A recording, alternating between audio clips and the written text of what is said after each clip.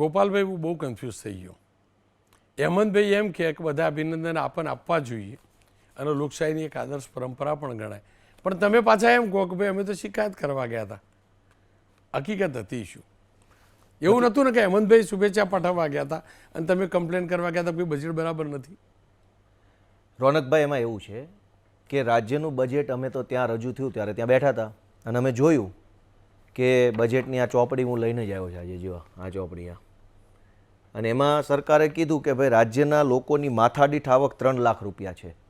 પાના નંબર 2 ઉપર એવું લખ્યું છે. પાના નંબર 21 ઉપર એવું લખ્યું છે કે સરકાર રાજ્યના ગરીબોને 1 કિલો મીઠું આપવા માટે 59 કરોડનો ખર્ચો કરશે.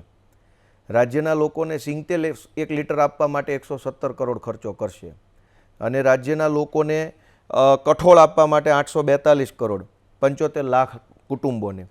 તો અમે રજૂઆત કરવા ગયા કે ભાઈ આ બજેટમાં એક બાજુ 3 લાખ રૂપિયાની વાર્ષિક આવક કહેવામાં આવે છે, બીજી બાજુ મીઠું સરકારે આપવું પડે છે, તો આ છે શું? અને કહેતા કીધું જે કાંઈ ખેડૂતોની રજૂઆત હતી કે ભાઈ ખેડૂતો માટે આમાં પાક વીમા યોજના નથી, દિવસે અને મફત જેમ પંજાબની આમ આદમી પાર્ટી સરકાર આપે એમ વીજળીની જાહેરાત નથી, નકલી સહકારી મંડળીઓનો મુદ્દો નથી, આની અંદર નકલી દૂધ બને છે એ મુદ્દો નથી. આ બધી જ ચર્ચા કીધી અને કીધા પછી કીધું કંઈ વાંધો નહીં, નથી તો નથી જ, પણ હવે તમે કંઈક કર્યું છે તો લ્યો અભિનંદન. એમાં બીજું શું હોય? અમે એમને અમારા માટે ગર્વની બાબત છે કે અમે ગૃહમાં ફેસ ટુ ફેસ સાહેબને ધ્યાન દોર્યું કે આ બજેટમાં શું શું નથી. તો એ તો સારી બાબત છે, એમાં શું વાંધો છે? પણ તમે તો જો ગૃહમાં કેટલા કહો, સ્વર્ણિમ સંકુલની બહાર તમે પેલા કાનાભાઈને કંઈક વાત કરતા તસવીર આવીને તમે અમારી ઉપર માટલા ધોયેલા કે મીડિયાવાળાને બધું ના દેખાયું, આ જ દેખાયું. તમે વિધાનસભા આગળ બીજો વિડીયો પણ જોજો, મારી ટીમને કે જે વિડીયો પ્લે કરીશું, જયેશભાઈ રાદડિયા જોવા કેટલા પ્રેમથી વાત કરતા હતા.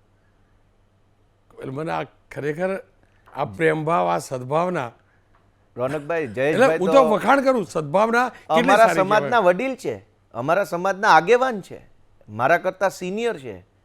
નેતા તો પછી છે, પહેલા તો સમાજના આગેવાન છે, તો એમાં હું ખોટું? તો તમે સમાજવાળા કેટલા ને રાયા મને કહો.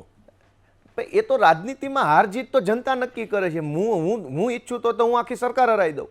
જનતાએ હરાવ્યા ને જનતાએ જીતાવ્યા, પછી તો એ અમારા સમાજના નેતા છે. ક્યારેક કંઈક સમાજલક્ષી મુદ્દો હોય તો સ્વાભાવિક છે કે બધા ભેગા બેસી નિર્ણય કરતા હોય. સુખ દુઃખની વાત જ નથી ને કે જયેશભાઈ આ ક્રિપ્કો ઇફકોમાં તો તમે ગયા પણ મંત્રી આવું બધું? રોનકભાઈ, 35 સેકન્ડની મુલાકાત હતી, એમાં શું સુખ ને શું દુઃખ? 35 સેકન્ડમાં શું વ્યક્ત કરવું? રામ રામ શ્યામ શ્યામ, કેમ છો, કેમ નહીં, મજામાં, આટલી વાત 35 સેકન્ડે થઈ શકે?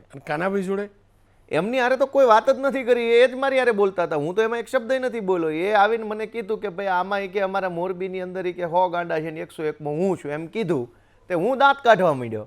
એમાં કોઈ કે ફોટો પણ લીધો, એમાં તો હું એક શબ્દ નથી બોલ્યો.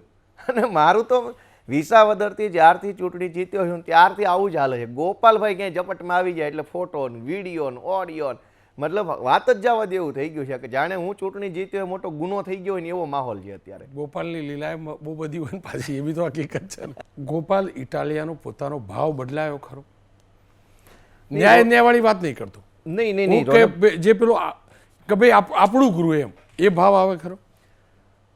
રોનકભાઈ, જ્યારે આ બજેટ આવવાનું હતું એના લગભગ મહિના પહેલાં હું નાણામંત્રીશ્રીને મળવા ગયો હતો મારા મત વિસ્તારની 3 માંગણીઓ લઈને. ભેસાણની અંદર GIDC બને, વિસાવદરની અંદર સરકારી લાઇબ્રેરી બને અને જૂનાગઢ જિલ્લાની અંદર એગ્રો બેઝડ ઇન્ડસ્ટ્રીઝની સ્થાપના થાય, એ 3 માંગણી લઈ નાણામંત્રી સાહેબને મળવા ગયો હતો. ત્યારે હું લાઈફમાં ફર્સ્ટ ટાઈમ મળ્યો એને. એટલે ત્યારે એમણે મને સારો એવો આવકાર આપ્યો, સારી રીતે વાત કરી, મારા દરેક મુદ્દાને સમજવાની કોશિશ કરી. મેં એને માંગણી મૂકી કે ભેસાણમાં GIDCનો પ્રશ્ન છે સાહેબ, તો એમણે મને કીધું કે તો જમીન છે ત્યાં, બીજી શું વ્યવસ્થા છે, કેવા પ્રકારના ધંધાઓ ભેસાણમાં હાલમાં ચાલુ છે, GIDC થાય તો કેવા પ્રકારની ઇન્ડસ્ટ્રીઝ માટે શું. તો એણે બહુ સારી વાત કરી મારી યારે અને મને એણે એવું કીધું કે તમે આવતા રહો નિયમિત રીતે, કંઈ પણ વિસ્તારનું કામકાજ હોય તો આવતા રહેશો તો કંઈક થતું રહેશે. તો પહેલી જ વખતમાં મને એમની સાથે અનુભવ સારો થયો અને સારો થયો એટલે મારા મનમાં એક વાત તો આવી કે ભાઈ નહીં, આ વ્યક્તિએ મંત્રી તરીકે, ધારાસભ્ય, હું વિપક્ષનો છું છતાં એણે મારી વાત સારી રીતે સાંભળી, મારા મત વિસ્તારના પ્રશ્નોને સાંભળ્યા અને મને કીધું કે તમે અહીંયા આવતા રહેજો તો કંઈક સારું થશે. એટલે મને એક વસ્તુ સારી લાગી કે નહીં, આ વાત સારી છે. હવે કાલના ફોટાની વાત કરીએ આપણે કે ફોટામાં શું છે કે બજેટ કોઈ ખાલી નાણામંત્રી નથી બનાવતા. બજેટ સરકારના 26 વિભાગોનું બજેટ છે કૃષિ વિભાગ, સહકાર વિભાગ, પાણી પુરવઠા વિભાગ, સિંચાઈ વિભાગ, આરોગ્ય, શિક્ષણ, તો દરેક વિભાગ પોતે પોતાનું બજેટ બનાવી અને નાણામંત્રીને આપતા હોય. એટલે અમે જે આખા બજેટની રોનકભાઈ ટીકા કરીએ છીએ કે ખેતી માટે નથી, તો ખેતીનું બજેટ તો કૃષિ મંત્રીએ બનાવ્યું હોય અને કૃષિ મંત્રીએ નાણામંત્રી પાસે માંગણી મૂકી હોય કે અમારા વિભાગ માટે આટલા પૈસા જોશે. માર્ગ અને મકાન વિભાગ, સ્વાસ્થ્ય વિભાગ, બીજા વિભાગ, તમામ વિભાગના બજેટો જે તે વિભાગના મંત્રાલયોએ બનાવ્યા હોય. પછી દરેક બજેટને ભેગા કરી અને નાણામંત્રીને સોંપવામાં આવે, નાણામંત્રીએ ભાષણ વાંચી જાય. હવે આ આખું બજેટ ખરાબમાં એમાં શું શું ખરાબ છે એની અમે કાલે જ ટીકા કરી અને કીધું કે ભાઈ આમાં ગામડાઓમાં 14,000 કરોડ રૂપિયા ફાળવવામાં આવ્યા છે, શહેરોમાં 33,000 કરોડ રૂપિયા ફાળવવામાં આવ્યા છે. તો શહેરી વિકાસ મંત્રીએ 33,000 કરોડ ફાળવા, ગ્રામીણ વિકાસ મંત્રીએ 14,000 કરોડ રૂપિયા ફાળવા. તો વ્યક્તિગત રીતે કનુભાઈએ જ્યારે મારી વાત સાંભળી હતી બજેટ આવતા પહેલા, તો હું એને પાછો મળવા ગયો. મેં તમને હજુ કીધું કે જે મેં રજૂઆત કરી એ રજૂઆત વત્તા ગુજરાતના લોકોના, ખેડૂતોની રજૂઆત, ગામડાના બજેટની રજૂઆત, એ બધું જ કીધું એમને. કેમ કે એ સાંભળે છે, એને વાત શાંતિથી સાંભળે છે. સાંભળ્યા પછી પાછું એનો પ્રતિભાવ પણ આપે છે. એ અનુભવ મને પહેલા થયેલો છે. એટલે તો હું ગયો, કીધું હેમંતભાઈ મને લઈ ગયા, ચાલો ભાઈ અહીંયા પ્રથા છે, આપણે જવું પડે, હાલો મેં કીધું.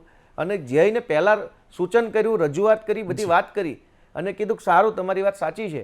તો હવે આમાં તો બીજું રોનકભાઈ કે ફોટો છોડી દો, આ બજેટ સેશન પતી જાય, એક મિનિટ, આ બજેટ સેશન પતી જાય પછી મારા મત વિસ્તારના 4 કામ હશે તો મારે રજૂઆત કોને કરવાની? જવું જ જોઈએ, એમાં જરા ખોટું નથી, ફોટો પડાવવો જ જોઈએ. મેં તો આધાર બનાવ્યો, ફરીથી કહું છું, આ સમરસતા ગુજરાતી પણ છે. આ તો ફરજનો ભાગ છે, એ મંત્રી છે, હું એ જ કહું છું કે એ દ્વેષભાવ ન હોવો જોઈએ. એક આપણું ગૃહ છે, આપણી વિધાન